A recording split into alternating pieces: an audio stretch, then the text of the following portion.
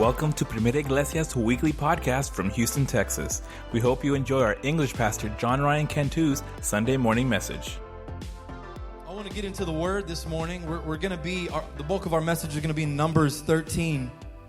The nation of Israel has just left Sinai. God told them to get up and leave to make way towards the promised land. And, we've been in the book of Exodus. Today we're going to be in Numbers. I love how Exodus ends, because it ends with the tabernacle being built, and it's filled with the glory of God. I love how it ends, and we'll just read the last few passages of Exodus. It's 40, 34 through 38. You don't have to turn there. I have it up here. You can turn to Numbers 13. That's where we're going to be.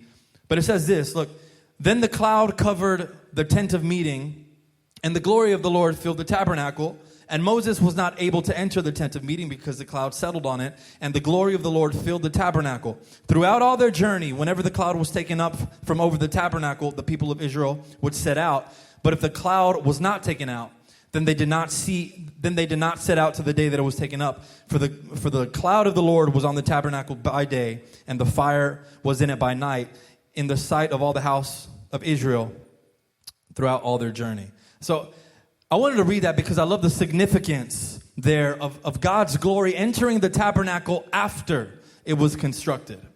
If you read the last few passages of Exodus, God is so meticulous with the detail of what needs to go into the tabernacle, right? I mean, there's chapter after chapter. It's just instructions God given to Moses of how to construct this tabernacle. And I'll admit, I usually skip over those parts of Exodus because onyx stones and scarlet yarn and acacia wood, that doesn't make for a particularly exciting read. But I can definitely appreciate the detail that went into this tabernacle. And I would have loved to have seen it. I bet it was beautiful. But as beautiful as the tabernacle might have been, it wasn't the aesthetics that brought in God's glory. It was the obedience of the people constructing the tabernacle. So, we could have the most beautiful church with the most beautiful people in it, sing the most beautiful songs. But if it's not accompanied by a mentality and a heart of worship, why would God enter that house if his people refuse to worship? And so when we're asking for a move of God, maybe it's that God is asking for us to move first so that he can usher in his presence. And so I love how it ended.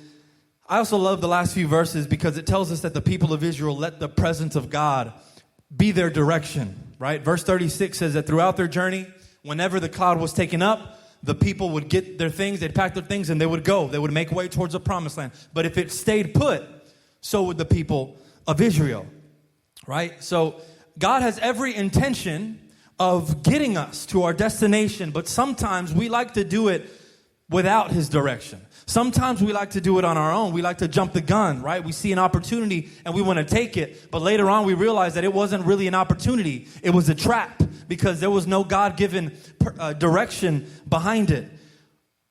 But I love Israel because anytime God's presence was taken up, they were like, oh, God is telling us to move. Let's move.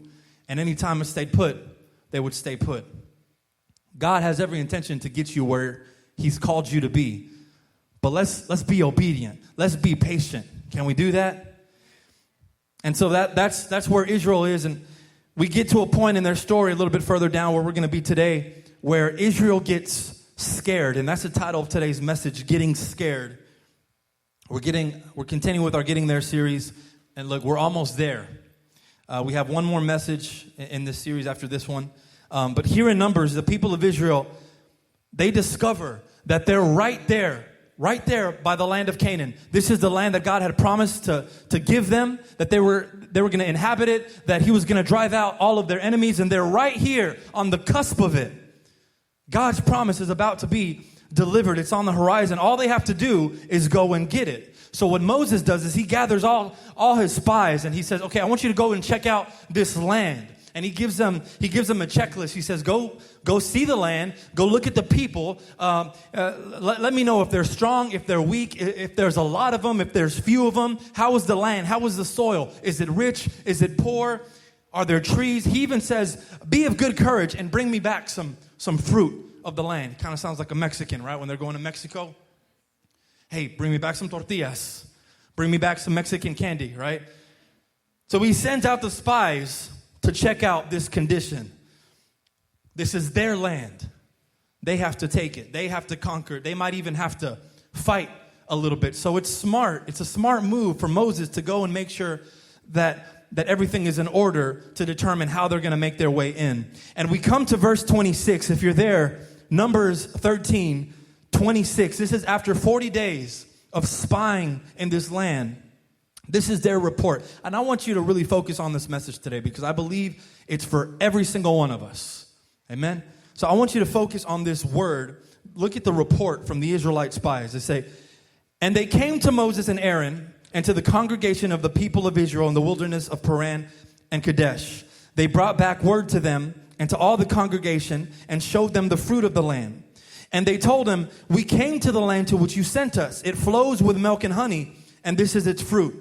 However, the people who dwell in the land are strong, and the cities are fortified and very large. And besides, we saw the descendants of Anak there. The Amalekites dwell in the land of Negeb. The Hittites, the Jebusites, the Amorites dwell in the hill country, and the Canaanites dwell by the sea and along the Jordan. In other words, Moses, the land is outstanding. It's great. We should definitely go there. It's like paradise, but I think it's a little too dangerous. So I think we're going to have to wait a little bit. Because now seeing it, the land looks good. I mean, it's everything that God said it was going to be, but it's a little dangerous. There's people there. It reminds me of Layla. Layla's been, I don't know what's gotten into her lately, man. Every time we take her to like McDonald's or Chick-fil-A, anywhere there's a play place, she gets freaked out like on the way up to get to the slide. She gets up there and she just like from what I see, it looks like a little bit of a panic attack, a little bit of anxiety. She starts like sweating and she's like getting nervous. She doesn't want to move. She's afraid that she's gonna fall.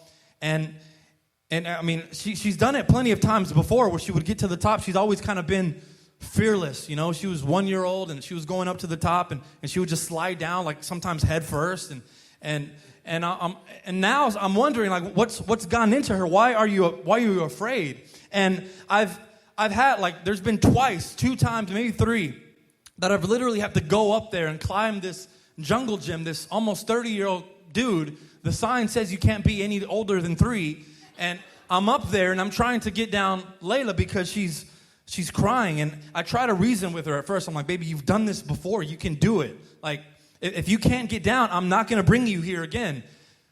And the thing is, she's so confident every time. Like, Daddy, I want to go into the play place. I'm like, Layla, last time you had this episode, I don't think that's a good, and I have to give her like a pep talk, right? Like, if you go up there, I'm not going in there to get you down. You can't be a little baby. That's how I talk to her. And she's like, I'm not going to cry. I've got this, right? And she's so bold and she's so confident, but when she gets there, she freaks out. She can't finish the job of coming down the slide. And so sometimes I think when we're walking towards the top of our mountain, we're doing it with confidence. We're doing it with boldness. We're like, man, God has prepared me for this. He has set me apart for this moment. I know who I am. I know what I've got to do. But then we get closer to the edge and we're like, dang, I don't know about this.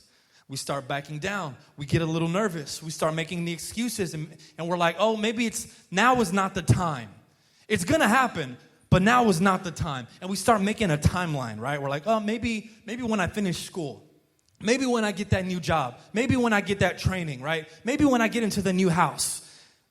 And it's like, God has called us to something, and he's bringing us to the edge, and we're like, oh, man, it's getting real now. And we get nervous, and we get scared, and we miss our purpose. We miss our purpose. I saw this quote that I think Karen shared this week on Facebook, and I thought it was good. I wanted to share it. It says, people don't miss their purpose and bypass destiny because God decides to take it away. They miss their purpose because they fail to invest in their purpose. Did you get that? I don't need to read it again, do I? All right, you got it. I'm going to read it again. People don't miss their purpose and bypass destiny because God decides to take it away. They miss their purpose because they fail to invest in their purpose. See, I don't know if we misunderstand the scriptures or something, man, but when God says he's going to give you something, that doesn't mean that he's going to serve it to you. He's not going to put it on your plate, right? God's not your butler. He's not your mama. He's not your waiter. When he says that he's going to give you something, you have to do some work. You got to get up and grab it yourself. He's going to make a way for you to do it, but you've got to do it. If you don't grab it, it's not on him. You've got to invest some time and energy into your purpose. God's not going to carry it for you. Jesus never told his disciples, hey, give me your cross and hop on my back and I'm gonna carry you wherever you want to go. That's not what he said. That's what kids do. You buy a child something with really no effort from anything that they've done. They don't deserve it most of the time. And you buy it for them and they play with it for a little bit and they're like, then they're done. They're here, mom, here, dad. Can you hold this? And while you're at it, can you carry me? That's Layla. Jesus said, pick up your own cross, and if you want to get to your purpose, I can show you the way, but you're going to have to come up and follow me. I'm not going to carry you, man. You've got to walk. And so maybe this morning, church, maybe you've been waiting. You've been just waiting for God to deliver a word to you that he said he was going to give to you, but God never sent it out for delivery. You got to get in your car. You got to wait in some traffic. You got to get to the store, wait in line, deal with people, deal with customer service, and then you have to get what God said he was going to give you. You have to get it yourself. It's yours, but you've got to come and take it. These spies, they're like, man, it's so awesome, Moses. Those trees were massive. The fruit, the Bible says that they were carrying fruit on a pole. Like 2 men had to walk with it because it was so massive. And Moses, this is paradise. It flows with milk and honey. It's the greatest, man. God really came through, but we can't really have it right now because the mean people are there.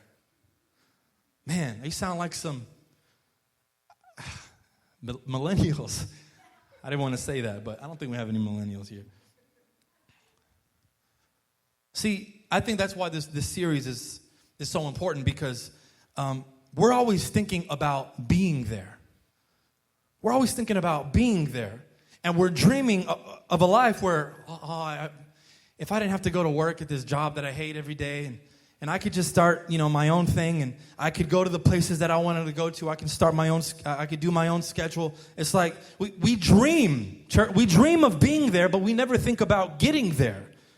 We think about the destination, but never the journey. I do that every time I'm taking a road trip, man. Every time I'm thinking, man, we can save money if we don't fly, if we just drive there. And then I'm driving. Yeah, you know how it is, bro. And then Melissa's she's asleep in the passenger seat. Layla's knocked out. I'm driving for 20 hours by myself, no help. And I'm like, man, never again. But every time I do it, like we're going to Colorado again this year, and I'm going to drive there. I don't know what I'm doing. But we dream about being there, but we hardly make the preparations to get there. And so many times, the only thing that's in our way, church, is fear. It's our own fear, right? If we just stepped out of the boat, we might actually, get to where God is calling us to be. I love Peter because he was so fearless. When he saw Jesus on the water, he says, Jesus, is that you? If it's you, call me out. And Jesus says, come out. I'm always tripped out by that story because what if it wasn't Jesus? What if it really was a ghost? And he was like, okay, I'm Jesus. Come on out here, right? Thankfully, it was Jesus. And Peter says, hey, Jesus, if it's you, call me out there. And Jesus says, come on, Peter. I bet you Peter wasn't expecting that. Really? He knows he can't walk on water, but Jesus called him to him. And so he takes that step out of the boat, and the rest of the disciples are probably like, dude, what are you doing? You can't walk on water. And Peter's like, I don't know what's going on, but he called me. So if he called me, I'm going to get there somehow. And most of us, man, we're so close to getting there. We're so close to getting to our destination. And even though God has called us to it, we rather stay in the boat because it's safer. And that's where these spies are, man. They choose to stay in the boat because it's familiar there. It might keep them from getting to their destination, but at least they'll be safe. And they won't have to do anything uncomfortable. But one man speaks up. And this is where it gets good.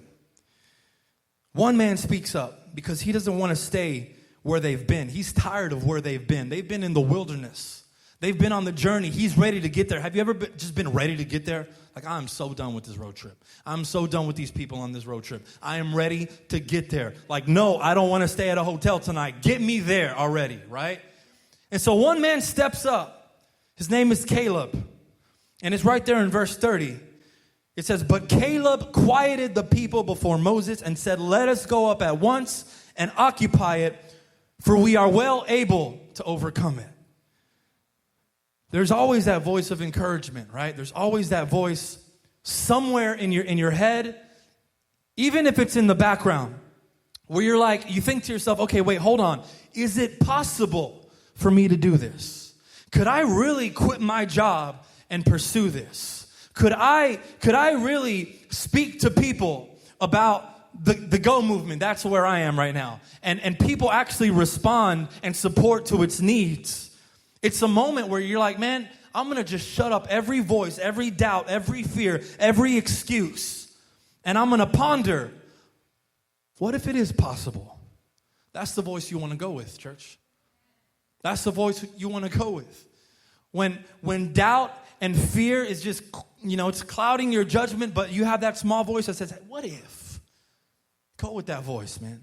Now, don't get me wrong. I'm not saying that you should go and make poor decisions, right? Without thinking, without planning. But if you know that God is behind it, there should be no question. I know that God is behind this vision. I know that God is behind this word. I know that God is behind this purpose. So maybe it is possible. In the midst of all these people, these naysayers, these haters, these negative people who are saying that they're not good enough and they're too small and they're too weak and they're not going to make it, Caleb says, hey, hold on, man. Listen to what you're saying. Listen to the words that are coming out of your mouth, and then remember the word that came out of our Heavenly Father's mouth. He said that He was going to give it to us. He said that we were going to conquer it. He said that He was going to drive out our enemies. Stop listening to what you're saying and listen to the word of the Lord, man. He says, this land belongs to us. It's got our name on it. You need to find a Caleb in your life, man. You need to find a Caleb. Surround yourselves with Calebs who are positive, who say, you know what? We can do this. Don't chicken out. We're here. This is the point where God, it's either we go all in or we go home. It's possible because God made it possible. We're so close, and we're going to back out now. Verse 31. We want to keep on going with the story here. This is their response. He says, then the men who had gone up with him said, we are not able to go up against these people, for they are stronger than we are. So they brought to the people of Israel a bad report of the land that they had spied out, saying, the land, though through which we had gone to spy it out, it is a land that devours its inhabitants, and all the people that we saw in it are great of height. And there we saw the Nephilim, and we seemed to ourselves like grasshoppers. Man, what a disappointment, right? Don't surround yourself with those peoples, man. Get them out of your life. Find yourself some Calebs, some Joshuas. I bet that Joshua and Caleb, man, they were upset. Because they knew that with just a little bit of effort, with a little bit of a fight and faith in themselves and the God who called them to the promised land, they would get there. They knew it. But the rest of Israel got scared. And this is something that I mentioned a few weeks ago to the youth when they had their service. I preached to them, and I told them that fear and excuses are the killer of God-given purpose. Fear and excuses are the killer of your calling. And see, you might not be living this morning in your purpose because of fear. Maybe it's laziness, that's a different message. But fear of being judged. Let's just get real, man. Let's just name them. We're fearful of what people think. We're fearful of messing up. We're fearful of failure, of humiliation, of not having enough. Fear really knows how to play some hardball, man. And we sing about it. At church, we love those songs about the powerlessness of fear. Fear, bow. Jesus changes everything.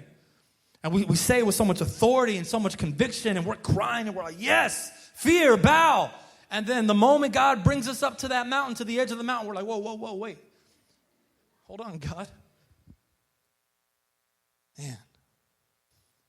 I'm gonna get real with you for a minute. I'm just gonna talk about myself. Because fear is definitely in all of us. And it's definitely been in me for a long time. And, maybe many of you guys know that I hate to use this word to describe myself just because I don't feel like it's a word that you should use to describe yourself, but it's literally the word that I need to use. But I've always kind of been a little bit of an entrepreneur. I've always, I've had some businesses. I've had a business that, kept me really busy, and it kept me okay for a while. And then recently I started kind of getting into some other types of, more passive investments in the Go movement. Go movement's not a for-profit business, but I just like the idea of creating things from the ground up. It's just something that I like to do. I like the idea of doing something meaningful and impactful. But whenever you're starting a business or an organization, or even a ministry, and anything new, a book club, whatever it is, you have to put yourself out there. You have to let the world know what you're doing. And that always terrified me because people in this age, man, they don't want to see you successful. And I know that sounds kind of cynical, but that's just the truth. A lot of people, they just want you to fail. And so I always fear that if I put myself out there and failed, I'd be giving people the gratification of watching me fail. And I didn't like that. It was something that I've always feared. And in the past, that's really gotten in the way of where God has called me to be. I would have these big opportunities presented to me, and I would just delay. I would delay in submitting the application. I'd forget. I'd make some type of excuse because I didn't want to be rejected. That's my biggest fear. Failure, rejection. And for the past, I want to say, year and a half, I started to really work on this. And I started to pray every day, God, take away fear from my life. And I kind of started to adopt a new philosophy. And I struggle a little bit still with fear. But anytime I get scared, I started telling myself or asking myself this question: if I let fear have its way, what would I potentially be losing? And I'm not telling you to adopt that philosophy, but it's worked for me. Because when I really sit down and I think about the answer to that question, it's never worth the fear. Losing what I could potentially gain is never worth it. And so I just imagine Caleb hearing all of these people give the report and saying, you know what, I don't think we're going to be able to do it. I imagine him getting to this moment. And he asks this question: if we let fear have its way, what will the result be? We're not going to enter the promised land. And he says, that is unacceptable. That can't happen. So he speaks up. And he says, guys, we can do this. We can beat them. We don't have to be afraid. God made a way for us. We might appear to be smaller. We might appear to be weaker, but the God that is with us is greater than anyone. But fear has its way. The people of Israel say, we can't beat them. We're not stronger. We're not bigger. We can't do it. We're going to fail. And just like that, fear became the killer of their God-given purpose, of their God-given destiny. And I want to close with this last passage. I'm going to have Will come up. It's the next chapter, Numbers 14, beginning with verse 22. This is God speaking of this generation that just backed away from their purpose. He says, none of the men who have seen my glory and my signs that I did in Egypt and in the wilderness, and yet have put me to the test these 10 times and have not obeyed my voice, shall see the land that I swore to give to their fathers. They're not going to see it. And none of those who despise me shall see it. But my servant Caleb, because he has a different spirit and has followed me fully, I will bring into the land into which he went, and all his descendants shall possess it. The Bible says in 2 Timothy that God has not given us the spirit of fear, but of power and love. And so I love how God says that Caleb has a different spirit. All of these other guys, they've got the spirit of fear. They've got that spirit of timidness, that they can't cross over to that line because of the unknown. But Caleb, he's got something else in him. He's operating with some power. He's operating with a mentality that he knows, I can do all things. But everyone else, the fear has become the killer of their God-given destiny. They waited 40 years to get into the land until that generation died out. What would we potentially be losing as a generation if we let fear get in the way of your calling, of your destiny, of what God is trying to draw you into? And you're saying, no, I don't think so. I don't think it's me. Maybe it's going to be my daughter. Maybe it's going to be my son. That's an excuse. Yeah, God, I know as parents we want the best for our children, but God, you are his child and he also wants the best for you. And so many times we're like, I don't think that's going to be me. I'm not good at that. Maybe my son, maybe my daughter. We'd like to pass it out to the next generation, but God still has a purpose for you. Brother Montiel preached this morning in our Spanish service. He's a pastor in Mexico. He comes and visits us, and we have kind of support him in his church. And he preached this morning, and he preached very similar to this message. And he told the people in the Spanish service, and the people in the Spanish service they're a little bit older, the older generation. And he says, I'm almost 70 years old, and I'm not too old for anything that God has for me still. Stop saying you're too old.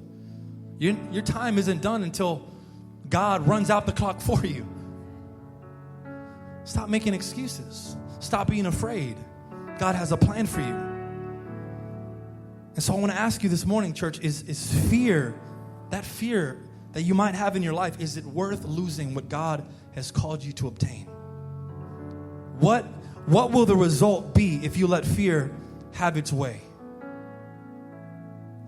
You have a promised land that God is trying to get you to. You have a promised land. You have your own Canaan. And he's calling you to trust in him. He's calling you to abide in him. He's calling you to obey him. It doesn't matter how high that mountain is, how deep the sea is. It doesn't matter how big the army is in front of you. God told the prophet Jeremiah when he called him. Jeremiah was like, God, I'm too young. I can't go and speak to the nations. They're gonna reject me. They're going to hate me. This is a harsh word. I'm not the guy for the job. And the last verse in Jeremiah chapter 1, it says, they will fight against you, but they will not prevail. That needs to be your mentality. Yes, they are going to fight against you. Yes, you are going to get some hate. Yes, you are going to get some naysayers. Yes, you are going to fall down every now and then. But you will fight, but you will prevail. They will battle against you. They will fight against you. They will hit you. They will throw rocks at you, but they were not going to be victorious, because if God called you to a purpose, there is no wall thick enough. There is no mountain high enough. God has called you. Just get there, man. This message this morning, I just want fear to leave in your life. I want it to leave in my life, because it's the killer of something great that God has called you to do, man. And we have a world out there that are taking risks and they're taking chances, and because in their mind, this is it. I get one life. There's people that don't believe in God, and they think, well, this is the only chance I get, so I'm gonna take my chances. But the people of God, we have God behind us, and we're too afraid to take chances. That's ridiculous. Fear has got to go, man. And this is a message that I'm so passionate about when it comes to young people, because I see young people these days just so scared, so timid all the time. They're like, don't talk to me. They're so emo.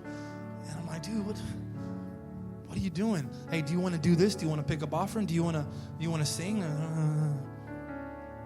Like, dude, come on.